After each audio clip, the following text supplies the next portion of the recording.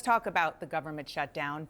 In many states, people are beginning to see how much their health costs will rise if the expanded Obamacare subsidies expire. That's, of course, what Democrats have been warning about. 130,000 of your constituents in Alabama could lose their coverage. And your leader, the Senate Majority Leader John Thune, says he is willing to hold a vote to extend those subsidies if the government reopens. Would you vote to extend the subsidies? Look, first off, let's be honest about this. Democrats are playing politics. They are pandering to the far left because they're actually terrified of them. They're not working for the American people. Leader Thune has put a clean CR that has passed the House on the floor. This is something that Democrats voted for 13 times under President Biden to give us an opportunity to continue to do our work, the actual appropriations process, which you hear no Democrats talking about.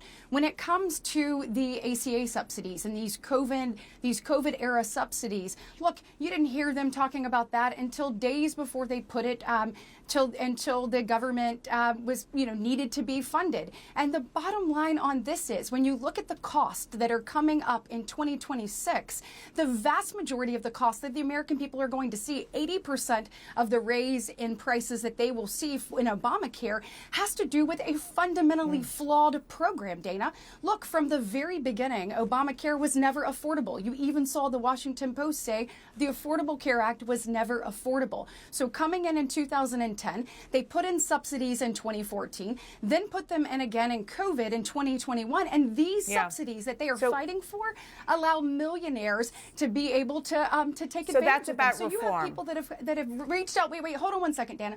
You have people who have reached out to our office who have maybe 2 homes in different places, and they are getting these subsidies. The fact that Democrats are going to the mat so millionaires can get additional money from the government is absolutely mind-boggling. This program is wrought with fraud. It has no income cap. So I want you to ask Democrats if they believe in that. If you were to extend these just as they are now, you're continuing to waste money, basically put it up in flames. And we need to make sure, just like we did with the working families tax cuts, that the people who actually need these things, Dana, can get them. And Democrats, once again, could care less about how much we spend, and they just want to try to find a political edge, and they don't have it on this Senator, one. I hear you saying that there needs to be reform, which I understand. In the short term, though, the question is whether or not you would approve, because you might have an up or down vote on this, a 1-year extension for the premiums as they are.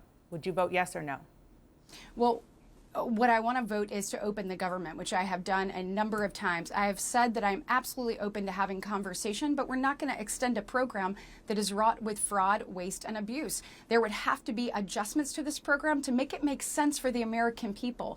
Look, we are spending out of oblivion, and the Democrats don't seem to focus on how do we make these things actually work. Our healthcare system is broken, the system that they put in place, and I remind you, this is their program, Affordable Care Act. These are their subsidies, and they set the date for their expiration. And now the Democrats want us to dig them out of a hole. What we want to do is make sure that the American people work and people get paychecks. Dana, this weekend I had people come up to me and say 2 things. Senator, 1, I'm not getting a paycheck and I can't afford my mortgage. And 2, they said their small businesses Senator, I just want to jump in because we need to be focused on opening the Your government.